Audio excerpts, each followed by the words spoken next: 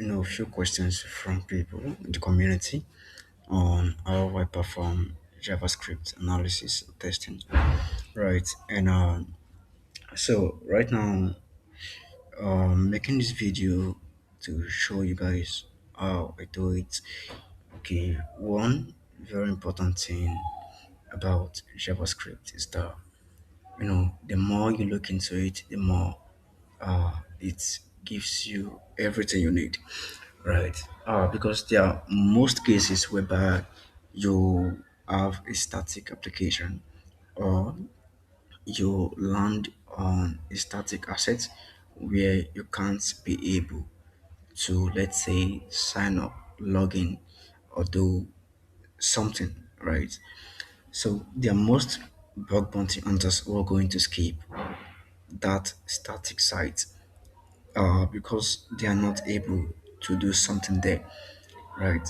But when you think about JavaScript, it's going to help you to look very deep into that application.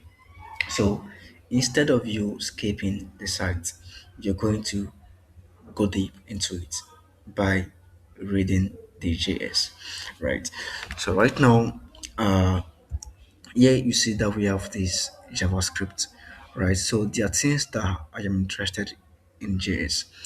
So if I'm looking into finding info leak, okay, if I'm looking into finding secret token and I'm not able to find it, okay, I'm going to shift my focus into looking for endpoints, links, and all that. Okay, so right now, when you look into this JS, when you go down, so I'm going to start looking for functions, right? So when you go down, you see that here we have a function called check site permission, and it is taking in the data and page name. So this data is in the form of JSON or in the form of a serialized JSON, right? So it's form data, so it takes it this way, right? And when you put in the form data, so the form data is going to contain something like this ID. So it's going to be the ID of the user, right? So here right now, this function is taking in something like this form data, then the ID of the user. So if I impute form data ID 1, it's going to return the permission of that user, right? So how am I able to know this?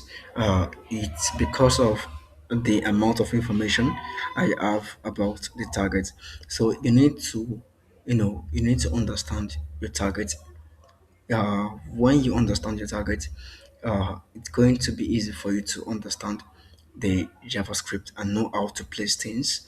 Okay, so when you come down here, you see we have this function called find module by ID, and it takes the module and the page name, right?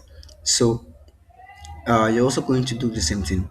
Okay, so whenever you see a function and you have no idea of what kind of parameter it takes, okay, make sure to work with AI.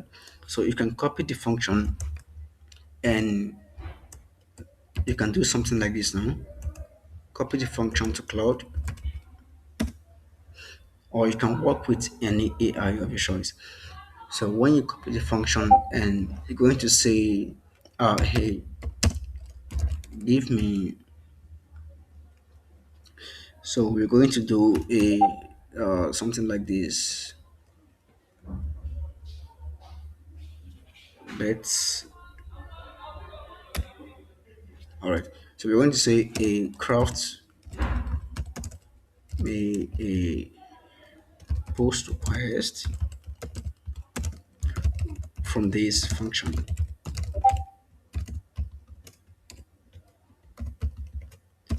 All right. So this is one of the way I do it whenever I find these functions.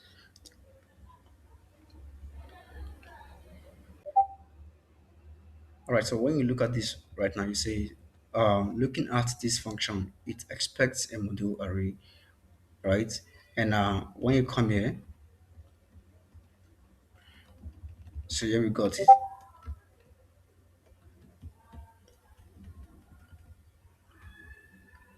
Okay, so it's giving us a call request. Okay, so I need a Bob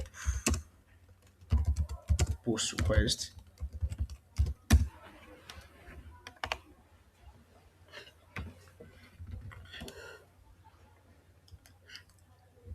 Okay, so it's going to give you the post request, and now you're not going to, just copy the post request. Okay, you need to validate it, and you also need to verify the information, right? So you see that we have lots of functions in this JavaScript, right? So this is one way I analyze JS. So, and I got a question from someone who said that how do you test static sites, right? So this same process is the way I test static sites. So instead of skipping those sites, I am going to look into the JavaScript. Okay, if I'm able to look into the JS, uh, it could give me endpoints. It could give me, some info leaks and so on. So do not skip JS file when you're doing bug hunting, because you're going to miss a lot, right? And and how do I find these JS files? So when you go into PubSearch, okay, go to your scope. So right now you see that you're going to include your target to the scope, right? And you're going to select this and click on this, then type JS.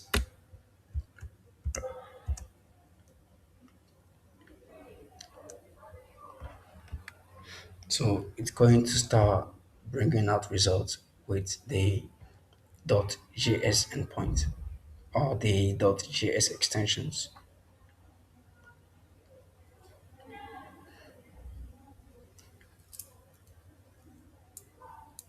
So we're going to wait for this to come up.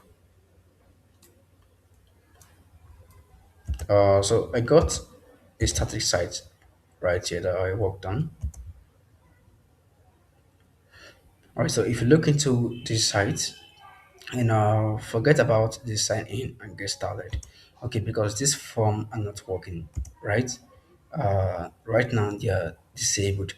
So let's say now this is the static site that we got access to. So what I'm going to do is that, instead of skipping the site or instead of skipping the target, I am going to look into the JS for leaks. I'm going to look into the JS for endpoints, right? So when you look into the JS, you're going to find information that you can be able to abuse.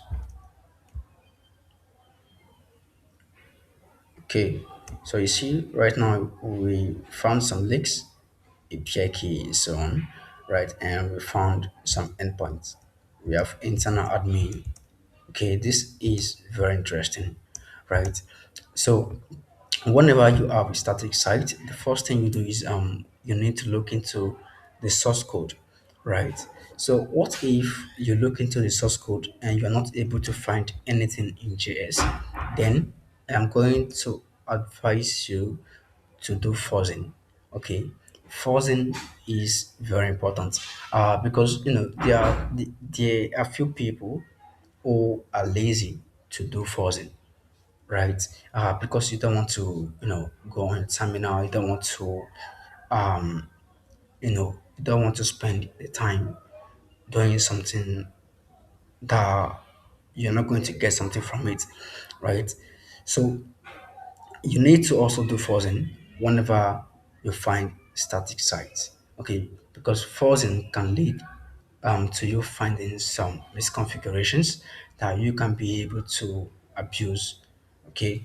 So when you look into the source code and you can't find something important or something very helpful, then I am going to recommend you to do forcing. So you can work with FF or you can work with GoBuster, right?